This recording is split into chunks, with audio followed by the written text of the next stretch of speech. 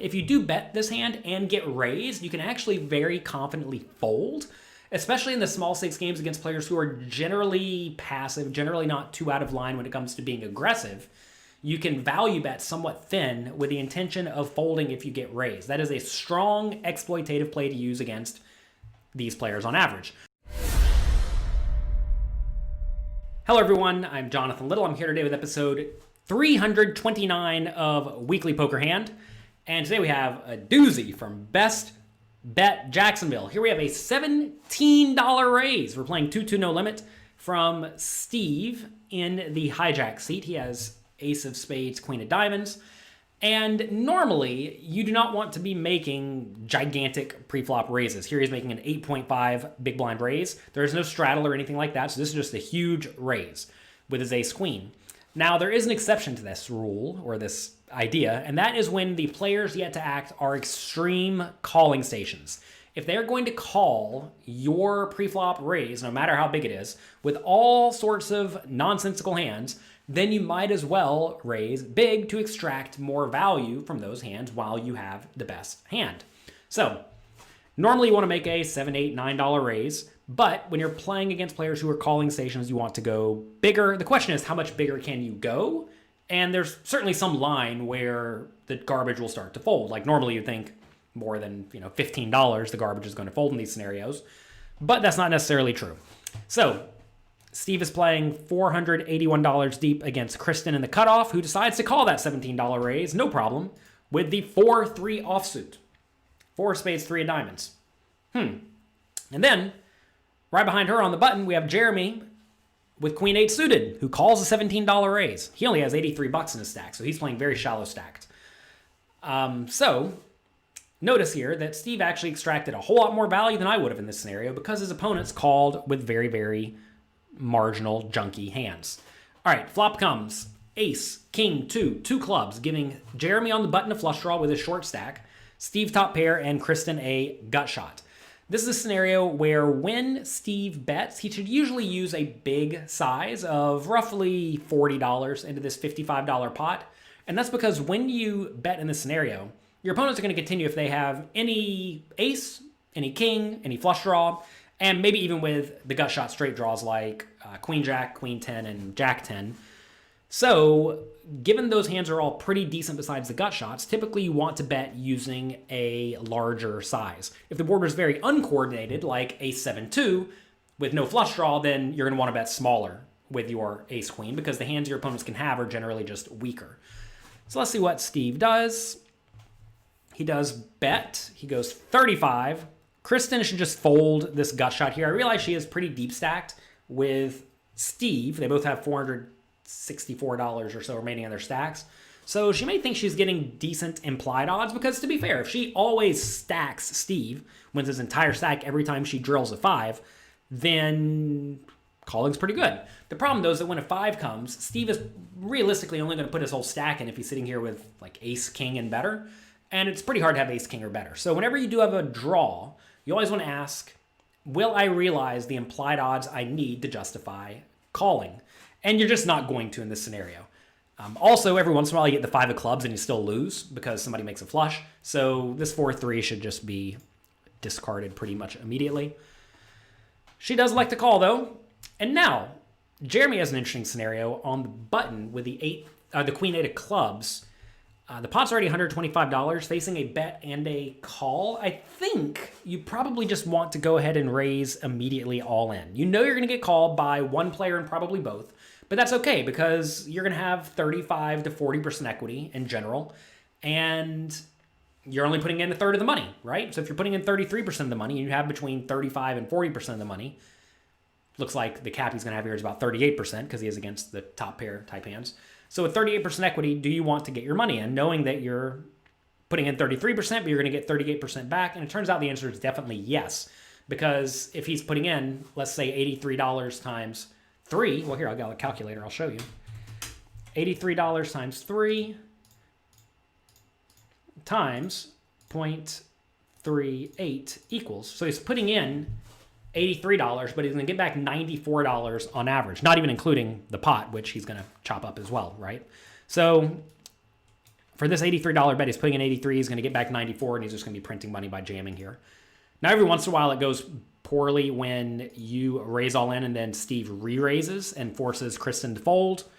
But that's not going to happen too often. And even then, it's still fine because there's a whole lot of money in the pot, right? $125 already. So I think Jeremy probably just wants to shove immediately.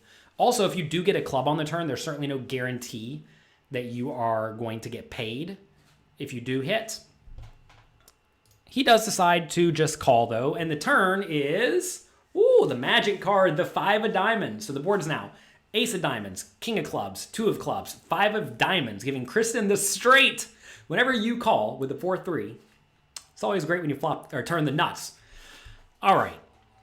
Now, should Steve continue betting? And I think he probably just should. Normally, ace-queen is going to be the best hand in this situation. If you do bet this hand and get raised, you can actually very confidently fold, especially in the small stakes games against players who are generally passive, generally not too out of line when it comes to being aggressive.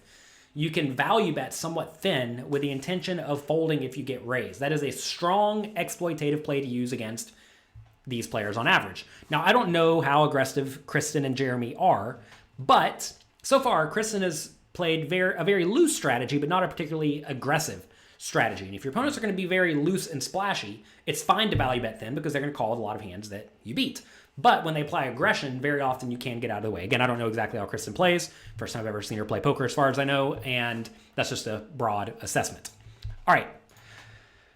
So anyway, Steve does decide to check. Kristen quickly bets $75 into the $160 pot. Jeremy's just going to have to put it in for the last 48 with his flush draw because he's getting amazing odds. 48 into a pot that's going to be 283. Can't really fold there. And back around to Steve with his ace-queen. Tough scenario, but I think you should probably call. You have to understand, when it goes bet and call in front of you, you certainly are not loving the situation, but it's fine enough. You should probably stick around given the amazing pot odds. You have to realize, though, you're not going to realize your equity especially well, because if the river is a club or even a diamond or maybe like a jack or a 10 and you face aggression, you should probably fold. So you are going to get bluffed off the best hand sometimes. But even though he has a whopping 0% equity right here, I do think that he should probably call. But it's not a slam dunk call. If he had ace 9 or something like that, I would definitely prefer a fold. He does make the call, though.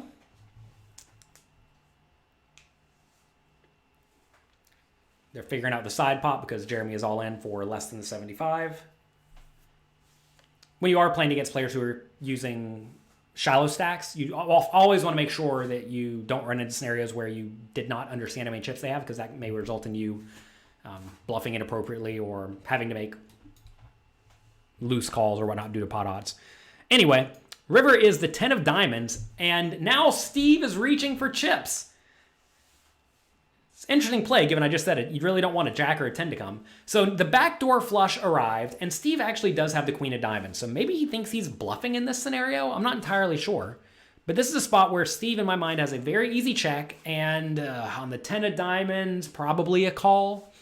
I mean, you lose realistically to ace 10, ace 5, ace 2, pocket 2s.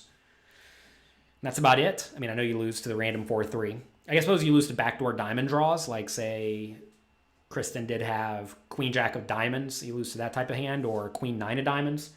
But this is a situation where you still do have the best hand a decent amount of time. Obviously, she can't have the queen 9 of diamonds, though, or queen jack of diamonds, because you have the queen of diamonds in your hand, right?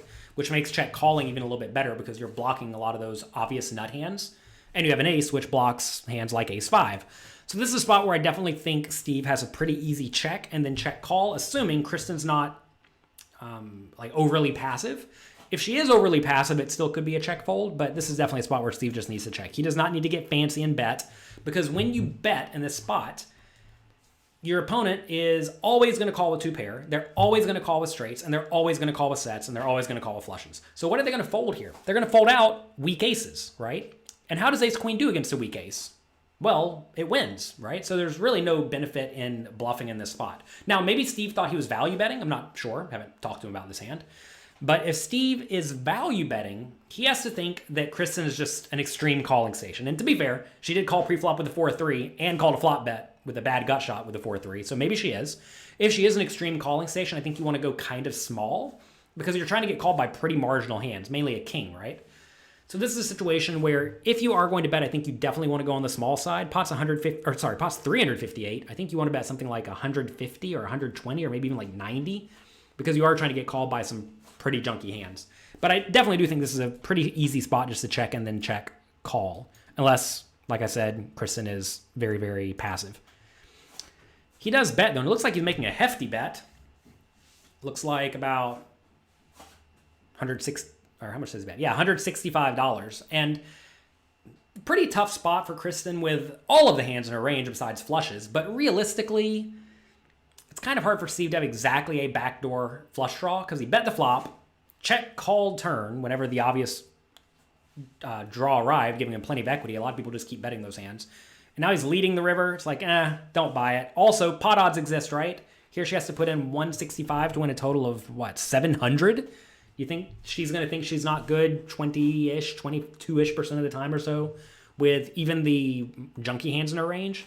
She is. Also, she knows that Steve is capable of bluffing and or overvaluing hands. She should definitely call with all of her two pair and better, which realistically is what she was representing on the turn. When she bets the turn into two people, she's representing her best made hands, straights, sets, two pairs, and her draws. Some of the draws just got there at the flushes, and the clubs that missed have, easy folds. So this seems like a pretty easy spot for Kristen to call in my mind, especially when one of the two flush draws misses. I understand it's always a little bit scary whenever one of the flush draws comes, one of the gut shots comes, but when you have a straight, when you have two pair here, you just need to call unless your opponent is very, very, very, very weak and straightforward. So she gives it a little thought, finds the call. I'm interested to see how Steve looks right here, because I haven't actually watched this.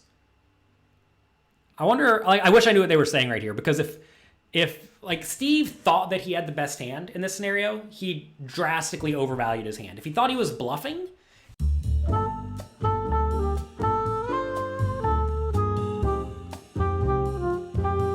if you actually were trying to bluff two pair out of that pot, how much do you have to bet? I think the only bet size that's going to get it done is all in. He had about a pot size bet left, I believe. Yeah, he did have a pot size bet left. So in that spot, if you are going to somehow turn your top pair into a bluff that has a lot of showdown value, if you do decide you must bluff this hand, I think the only play is all in, because you're trying to get two pair to fold, and two pair is always going to call a small bet. So when you are bluffing, you need to use a much bigger size. If you were value betting though, Steve, you should use a smaller size in order to try to get called by the weaker hands. And when you happen to be beat, you also lose a little bit less. So that's going to be it for this episode of Weekly Poker Hand. Hope you enjoyed it. If you did, click like, click subscribe. I would appreciate it. Also, check out my training site, pokercoaching.com. We have loads and loads of fun, entertaining, and educational content there for you, including over 1,000 interactive quizzes. If you liked this video, if you already clicked the like button like I asked you to just a second ago, then you're going to love pokercoaching.com and the quizzes, because they are like this, but even more interactive. Sometimes I'm playing the hands, sometimes my students are playing the hands, and we have other world-class coaches there who are playing their hands and giving you their real-time, immediate feedback to make sure that you are playing well and thinking about the right things at the table. So check that out at pokercoaching.com. Talk to you next time. Bye-bye. Thanks for taking the time to watch this video. I hope you enjoyed it. If you want more strategy lessons, pre-flop charts, and interactive quizzes, make sure you get your free membership to pokercoaching.com right now at pokercoaching.com/free. I'll talk to you next time.